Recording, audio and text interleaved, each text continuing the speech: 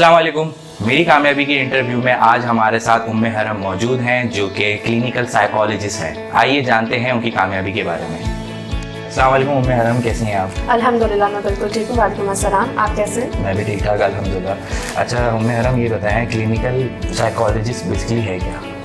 Basically a clinical psychologist is someone जो कि clinical psychology जो कि स्पेसिफिकली एक डोमेन है साइकोलॉजी की, बहुत सारी डोमेन्स में से उसमें स्पेशलाइज किया हुआ होता है अदर देन मास्टर्स। ठीक है, अपनी स्पेशल एजुकेशन वगैरह उसमें कंप्लीट करता है जिसमें वो प्रॉपर असेसमेंट सीखता है, जिसमें पर्सनालिटी असेसमेंट होती है, IQ असेसमेंट होती है और उसके साथ साथ डिफरेंट थेरेपीज़ जो कि मेंटल हेल्थ इश्यूज़ को डील करने में हेल्प करती हैं, उनमें स्पेशलाइज करता है वो। ठीक है, और एक क्लिनिकल साइकोलॉजिस्ट जो है डिफरेंट मेंटल हेल्थ इश्यूज़ के साथ डील करता है जिसमें डिप्रेशन, एंजाइटी, स्ट्रेस, साइकोसिस, पर्सनालिटी के डिफरेंट जो डिस्टर्बेंसेस हैं जो डिसऑर्डर को लीड कर रही होती हैं या जो बाकायदा जो डिसऑर्डर्स होते हैं पर्सनालिटी के, उनको डील करता है। उसके साथ न्यूरोकॉग्निटिव डिसऑर्डर्स होते हैं और न्यूरो डेवलपमेंटल डिसऑर्डर्स होते हैं। इन सब की नॉलेज होती है उसके पास और इनकी थेरेप्यूटिक अप्रोचेस को यूज़ करते हुए वो इनका इलाज करता है। आपके कैसे माइंड में आया क्लिनिकल साइकोलॉजिस्ट बनने का? अच्छा, until I was a teenager मेरा कोई भी प्लान नहीं था क्लिनिकल साइकोलॉजिस्ट बनने का। बचपन से एम यही था कि डॉक्टर बनना है, but unfortunately due to some reasons मैं मेडिकल में नहीं जा सकी। तो मैंने फिर जो है रेंडमली मेरे लिए बस एक पैशन था कि मुझे किसी हेल्पिंग फील्ड में ही जाना है, किसी ऐसी फील्ड में नहीं जाना जो कि मैं आगे जाके एज अ प्रोफेशन अडॉप्ट ना कर सकूं और बेकार बिल्कुल जाए मेरी स्टडीज़। मुझे फिर जो नाम अट्रैक्ट किया, मैं यूनिवर्सिटी में डायरेक्टली गई और मैंने जब जितनी भी सब्जेक्ट्स अवेलेबल थे उनमें साइकोलॉजी का नाम मुझे अट्रैक्ट कर रहा था और थोड़ा बहुत ही मेडिकल से रिलेटेड भी था, तो मैंने फिर इसमें एडमिशन ले लिया। पहले BS किया, फिर उसके बाद जो है MPhil का एक बिल्कुल सडन प्लान था, MPhil इन क्लिनिकल साइकोलॉजी की तरफ फिर मैंने ऑप्ट किया अपनी स्पेशलाइजेशन के लिए। क्लिनिकल साइकोलॉजिस्ट जो है उसके कितने बेनिफिट्स, क्या क्या बेनिफिट्स हैं? देखिए, क्लिनिकल साइकोलॉजिस्ट की सोसाइटी को बहुत सारे बेनिफिट्स हैं। अगर आप देखें तो हमारी सोसाइटी में बहुत सारे मेंटल हेल्थ इश्यूज़ हैं जो कि हो सकता है किसी इंसान के साथ बहुत बड़े लेवल पर ना हो, लेकिन देखें ये हमारी सोसाइटी में बहुत ज़्यादा प्रेवलेंट है कि किसी को गुस्सा बहुत आना, छोटी छोटी बातों पे चिढ़ जाना या पढ़ाई में दिल ना लगना, इस तरह के इश्यूज़ बहुत ज़्यादा प्रेवलेंट हैं जो कि हमारी सोसाइटी में इतने ज़्यादा फोकस में नहीं लाते लोग, कि हाँ ये कह लें कि उनको नॉर्मल एक चीज़ समझा हुआ है हमारी सोसाइटी में।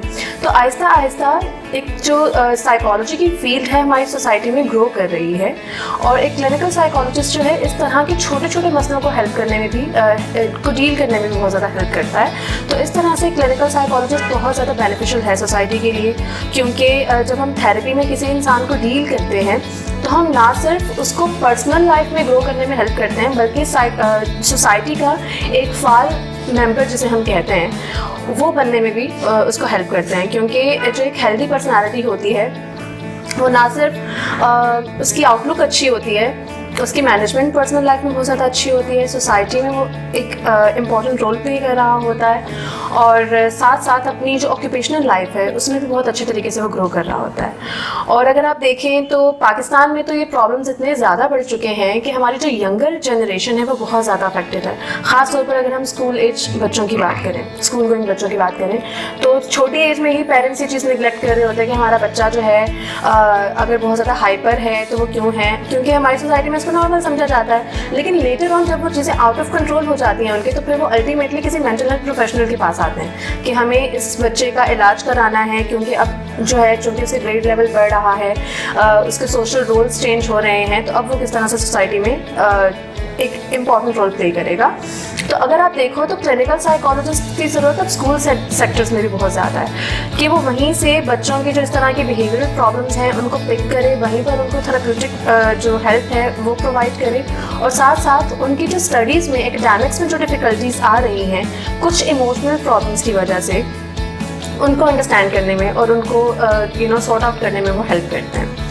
अच्छा, जैसे कि आपने बताया डिप्रेशन, एंजाइटी और स्ट्रेस आजकल लोग ज़्यादा नाम यूज़ कर रहे हैं, तो ये जनरल स्टेट है या डिसऑर्डर है? देखिए, जब भी हम किसी टिपिकल डिसऑर्डर की बात करते हैं तो उसका कुछ क्राइटेरिया होता है डायग्नोज करने का। ठीक है, देयर आर 4 Ds। एक तो ये है कि जब भी हम किसी चीज़ को डिसऑर्डर कह रहे हैं तो वो बेसिकली डेविएंट बिहेवियर होगा, डिस्ट्रेसफुल होगा, ना सिर्फ उस इंसान के अपने लिए बल्कि दूसरों के लिए भी, या हो सकता है दोनों में से कोई एक चीज़ हो। और उसके साथ साथ वो डिसफंक्शन कॉज करेगा, मतलब उस इंसान की functioning different areas of life में, जैसे कि काम, पढ़ाई, पर्सनल लाइफ, सोशल रिलेशंस वगैरह, इन सब में अफेक्टेड नज़र आएगी आपको। और जो लास्ट पॉइंट है जिसकी बेस के ऊपर हम किसी भी चीज़ को डिसऑर्डर में कैटेगराइज कर सकते हैं, दैट इज़ डेंजर। जो बिहेवियर जिसको हम डिस्ट्रेसफुल कह रहे हैं, डेविएंट कह रहे हैं, डिसफंक्शनल कह रहे हैं, वो साथ साथ डेंजरस भी होगा।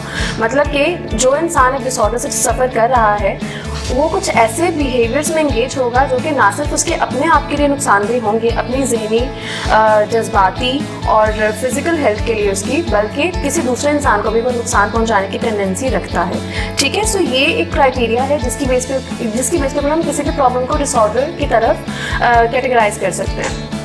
लेकिन हमारी सोसाइटी में एक्चुअली लैक ऑफ अवेयरनेस होने की वजह से लोग ये तीनों ही नाम, डिप्रेशन, एंजाइटी, स्ट्रेस, बहुत फ्रिक्वेंटली यूज़ करते हैं। फॉर एग्जांपल किसी लव्ड वन की डेथ हो गई तो फ़ौरन से कहना शुरू कर दिया कि मैं तो जो हूँ डिप्रेस हो गया हूँ। ठीक है, जबकि वो ये चीज़ जो है उसके बगैर, जी बिल्कुल, जबकि उन्हें ये कंसीडर करना चाहिए कि जो बहुत एक क्लोज वन का किसी का लॉस है तो that is not easy to bear.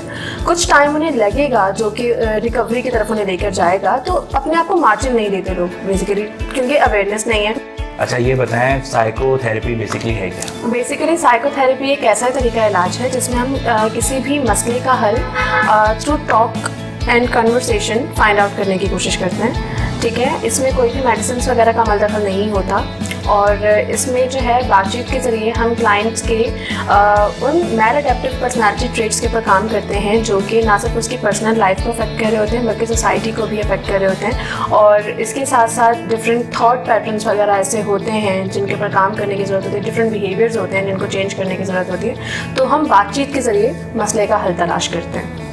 इसके अलावा और क्या क्या मसरूफियात होती है आपकी? इसके साथ साथ मेरा जो है डिफरेंट मसरूफियात हैं, जैसे कि मैं एज अ स्टूडेंट काउंसलर भी अपॉइंटेड हूँ एक स्कूल में, तो वहाँ हूँ। उसके साथ मेरी जो सोशल सर्कल में मेरे जो फ्रेंड्स वगैरह हैं, मेरी प्रेफरेंस होती है कि मैं उनके साथ टाइम स्पेंड करूँ, फैमिली के साथ प्रॉपर टाइम स्पेंड करूँ। कुकिंग, डिज़ाइनिंग वगैरह, इन सब चीज़ों में भी इंटरेस्ट है मुझे। यूजुअली इनमें भी बिजी रहती हूँ। आप हमारे व्यूअर्स को क्या मैसेज देना चाहेंगी?